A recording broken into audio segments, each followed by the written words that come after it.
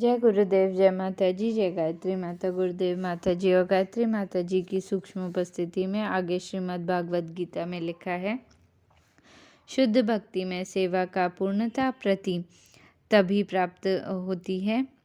शुद्ध भक्ति में सेवा की पूर्णता तभी प्राप्त होती है जब संपूर्ण ध्यान श्रीमद् भगवान की दिव्य प्रेममयी सेवा की ओर लगा रहता है। अन्य समस्त स्नेह बंधनों को काटने का अर्थ किसी दूसरे के से स्नेह जैसे सूक्ष्म भावों का पूर्व निषेध नहीं होता। ऐसा संभव नहीं है। चाहे कोई भी जीव क्यों न हो, उसमें दूसरों के प्रति स्नेह की भावना होती ही है, क्योंकि यह जीवन का एक लक्षण है। इच्छा, क्रोध, लोभ, आकर्षण आदि जैसे जीवन के लक्षणों को विनष्ट नहीं किया जा सकता, केवल इसके लक्ष्य को बदलना होता है। इच्छा को कभी नकारा नहीं जा सकता, लेकिन भक्ति योग में इच्छा को इंद्रिय तृप्ति के स्थान पर श्री भगवान की सेवा में लगाया होता है। परिवार, समाज, देश इत्यादि के प्रति तथाकथित स्नेह इंद्रिय तृप्ति की विभिन्न अवस्थाओं के सिवा अन्य कुछ नहीं है।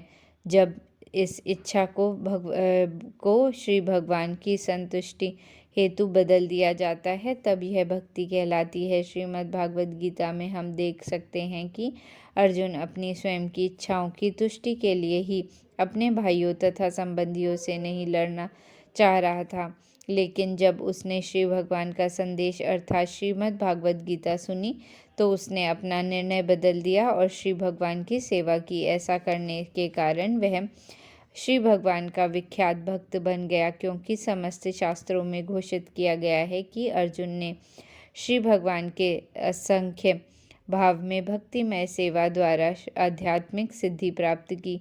युद्ध हो रहा था, मित्रता भी चल रही थी, वहाँ पर अर्जुन भी था तथा भगवान श्री कृष्ण भी वहीं पर थे, लेकिन भक्तिमय सेवा के कारण अर्जुन सर्वथा भिन्न व्यक्ति बन गया।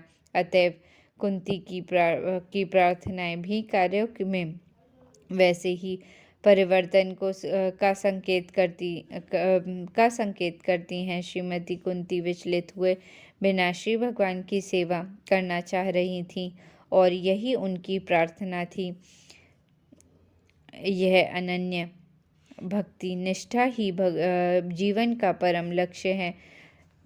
सामान्य रूप से हमारा ध्यान ऐसी वस्तु की सेवा की ओर विचलित हो जाता है जो ईश्वर से भिन्न होती है अथवा श्री भगवान की योजना में नहीं होती हैं।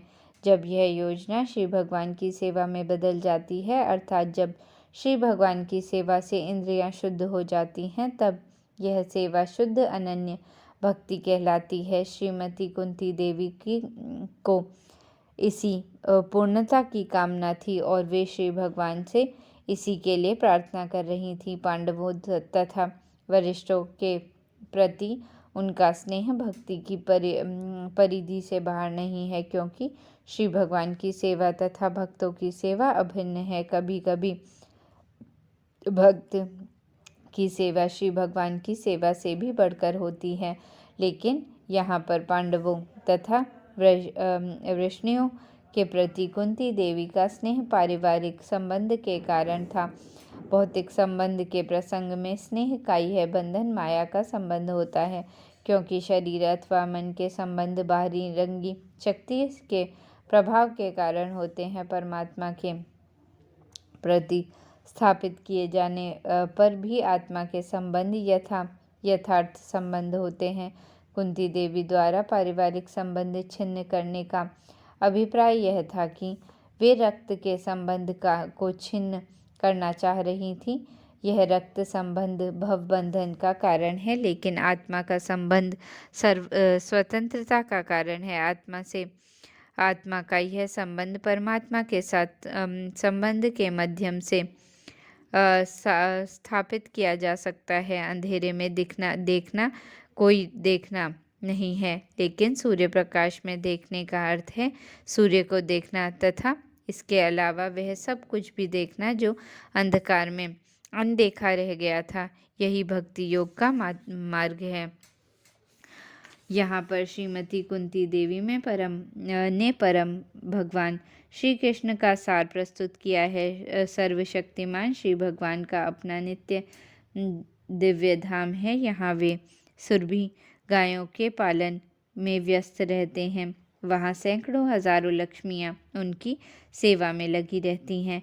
वे इस भौतिक जगत में अपने भक्तों को उभारने तथा राजनीतिक दलों में उपद्रवकारियों तत्वों एवं उपद्रवकारी शासकों को विनष्ट करने हेतु अवतरित होते हैं। वे अपनी असीम शक्तियों से सृजन, पालन तथा संहार करते हैं। फिर भी वे सदैव शौर्य से पूर्ण रहते हैं और उनकी शक्ति कभी क्षीण नहीं होती। वे गायों, ब्राह्मणों तथा भगवत भक्तों पर विशेष ध्यान देते हैं, क्योंकि जीवों के सामान्य कल्याण के लिए वे महत्वपूर्ण कारक है। इस जगत में जो भी वस्तु मोहक होती है वह श्री भगवान की अव्यक्ति कहलाती है। इस भौतिक जगत पर प्रभुत्व जताने में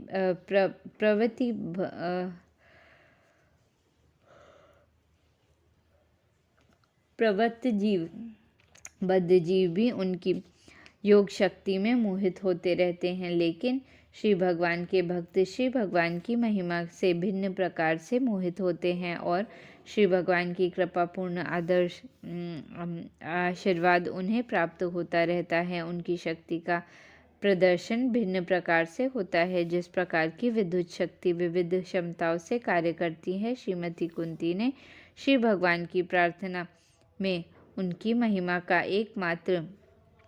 मात्र एक अल्पाक्ष का कथन किया है। उनके सभी भक्त इसी प्रकार से चुने हुए शब्दों से उनकी पूजा करते हैं और इसी कारण श्री भगवान उत्तम श्लोक कहे जाते हैं। यद्यपि श्री भगवान की महिमा का वर्णन चुने हुए शब्दों से कितना ही क्यों न किया जाए, यथापि वह तात्पर्य नहीं है, फिर भी वे ऐसी प्रार्थनाओं से उसी प्रकार तुष्ट हो जाते हैं जिस प्रकार पिता अपने छोटे से बालक को की तोतली बोली से प्रसन्न हो जाता है। माया शब्द का प्रयोग भ्रम तथा कृपा दोनों अर्थों में होता है, लेकिन यहाँ पर माया शब्द कुंती देवी पर श्री भगवान की कृपा के भाव में प्रयोग हुआ है। जब श्री भगवान ने द्वारका जाने का निश्चय कर लिया तो कोई भी उन्हें हस्तिनापुर में नहीं रोक सकता था, लेकिन राजा युधिष्ठिर का यह सरल अनुरोध कि वे कुछ दिनों तक और रह जाएं,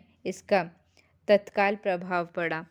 इससे पता चला कि राजा युधिष्ठिर की शक्ति प्रेम युक्त स्नेह की है, जिसके आगे श्री भगवान विवश हो गए हैं। इस प्रकार सर्वशक्तिमान श्री भगवान केवल प्रेममयी सेवा से जीते जाते हैं, अन्य किसी प्रकार से नहीं। वे अपने समस्त व्यवहारों में पूर्ण रूप से स्वतंत्र हैं, लेकिन अपने शुद्ध भक्तों के संदिग्ध प्रेम का ऋण वे स्वेच्छा से स्वीकार करते हैं।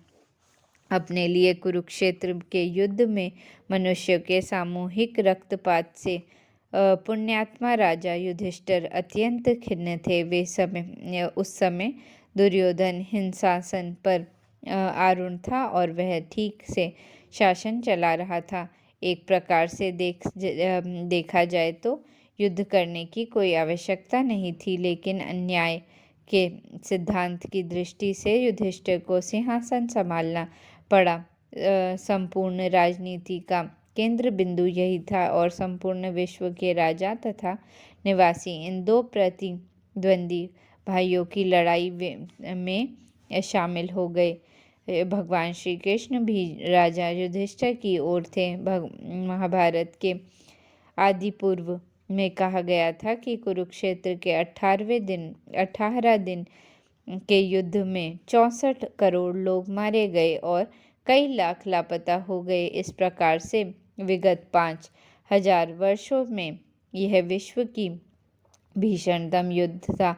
महाराज युधिष्ठिर को मात्र सिंहासन दिलाने हेतु यह सामूहिक वध मन को भयंकर दुख देने वाला था। अतएव शील व्यासदेव जैसे मुनियों ने तथा स्वयं भगवान श्री कृष्ण ने इतिहासों के साक्ष्य में उन्हें यह विश्वास दिलाना चाहा कि यह युद्ध न्याय संगत था क्योंकि इसका कारण न्याय संगत था, लेकिन महाराज युधिष्ठिर संतुष्ट नहीं हुए। यद्यपि उस समय के महान पुरुषों ने उन्हें उपदेश दिया। यहाँ पर भगवान श्री कृष्ण को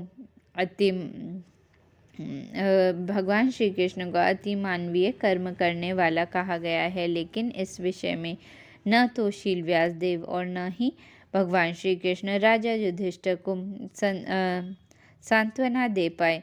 तो क्या इसका अर्थ यह हुआ कि वे अति मानवीय कर्ता सिद्ध नहीं हो पाए? नहीं, ऐसा बिल्कुल नहीं है। इसकी विवेचना यह है कि श्री भगवान ने ईश्वर के रूप में राजा युधिष्ठिर तथा शील व्यासदेव दोनों के ही हृदय में स्थिर होकर इससे भी अधिक अति मानवीय कार्य किया, क्योंकि श्री भगवान की ऐसी इच्छा थी। राजा युधिष्ठिर के परमात्मा के रूप में उन्होंने राजा को व्यासदेव तथा स्वयं एवं अन्य व्यक्तियों के शब्दों से आश्रित नहीं होने दिया, क्योंकि वे चाहते थे कि राजा मरणासन भीष्मदेव से उपदेश ग्रहण करे, जो श्री भगवान के एक और महान भक्त थे। श्री भगवान चाहते थे कि अपने भौतिक अस्तित्व के अंतिम समय में महान योद्धा भीष्मदेव उनका साक्षात दर्शन करें और उस समय सिंहासन रूढ़ अपने पौत्रों राजा युधिष्ठिर इत्यादि को देखें और इस प्रकार वह शांतिपूर्वक मृत्यु को प्राप्त हो। भीष्मदेव पांडवों के विरुद्ध युद्ध करने के कारण तनिक भी प्रसन्न न था, क्योंकि सारे पांडव उनके पितृविहीन पौत्र ही तो थे। लेकिन क्षत्रिय जन अत्यंत कठोर होते हैं, अतएव उन्हें दुर्योधन का पक्ष ग्रहण करना पड़ा, क्योंकि दुर्योधन के द्वारा ही उनका भरण पोषण हो रहा था। इसके अतिरिक्त श्री भगवान की यह इच्छा थी कि राजा युधिष्ठिर भीष्मदेव के वचनों से सांत्वना पाएं, जिससे दुनिया देख सकें कि भीष्मदेव ज्ञान में सबसे यहाँ तक कि श्री भगवान से भी बढ़कर थे। यद्यपि ऐसी अपेक्षा नहीं थी कि महाराज युधिष्ठिर किसी सामान्य मनुष्य की तरह शोक संतप्त हो जाएं, लेकिन श्री भगवान की इच्छा से वे संसारिक स्नेह के कारण मोहग्रस्त हो गए। इस प्रकार अर्जुन मोहग्रस्त हुआ लगता था। समझदार व्यक्ति अच्छी प्रकार जानता है कि जीव न तो शरीर है, न मन, अपितु न जीवन की भौतिक अवधारणाओं से परे है। सामान्य मनुष्य हिंसा तथा अहिंसा को शरीर के संबंध में देखता है, लेकिन यह एक प्रकार का मोह है। प्रत्येक व्यक्ति अपनी वृत्ति के अनुसार कर्तव्य से बंधा हुआ है। क्षत्रिय का कर्तव्य है धर्म के लिए विरोधी पक्ष की चिंता न करते हुए युद्ध करना। इस प्रकार कर्तव्य पालन करते हुए मनुष्य को भौतिक शरीर के विनाश से विचलित नहीं होना चाहिए, क्योंकि यह शरीर जीवंत आत्मा का बाहरी पहनावा मात्र है। यह सब महाराज युधिष्ठिर को पता था, लेकिन श्री भगवान की इच्छा से वे एक सामान्य मनुष्य जैसे बन गए, क्योंकि इस मोह के पीछे एक दूसरी बहुत बड़ी भावना थी कि राजा को भीष्मदेव उसी प्रकार उपदेश दें जिस प्रकार स्वयं श्री भगवान ने अर्जुन को उपदेश दिया था। कई सौ रथों, बहुत सारे हाथियों और कई सौ पैदल तथा बहुत सारे घुड़सवार का व्यूह अक्षौहिणी कहलाता है। कुरुक्षेत्र के युद्ध में कई अक्षौहिणी सेना मारी गई थी। महाराज युधिष्ठिर संसार के सर्वश्रेष्ठ धर्मात्मा राजा होने के कारण इतनी भारी संख्या में जीवों के वध का उत्तरदायित्व अपने ऊपर लेते हैं, क्योंकि यह युद्ध उन्हें ही सिंहासन पर बिठाने हेतु लड़ा गया था। यह शरीर आखिर परोपकार के लिए है। जब तक शरीर में प्राण रहता है तब तक यह परोपकार के लिए होता है। मरने के पश्चात यही कुत्ता तथा शंगालों द्वारा या कीड़ों द्वारा खा लिया जाता है। वे दुखी थे कि इस नश्वर शरीर के लिए इतना बड़ा नरसंहार हुआ। जब भी युद्ध होता है तब उनके निर्दोष प्राणी यथा बालक, ब्राह्मण, स्त्रियां जिनका वध सर्वाधिक पापपूर्ण माना गया है, वे भी मारे जाते हैं। ये सब निर्दोष प्राणी हैं और समस्त परिस्थितियों में इनका वध शास्त्रों द्वारा वर्जित है। महाराज युधिष्ठिर को इस सामूहिक संसार का पता था। इसी प्रकार दोनों ही दलों में मित्र, बुजुर्ग तथा शिक्षक थे और वे सभी मारे गए। उनके लिए ऐसे नरसंहार का सोचना ही भयावह लगता था। अतएव वे लाखों करोड़ों वर्षों तक नरक में पड़े रहने का विचार कर रहे थे। महाराज युधिष्ठिर ने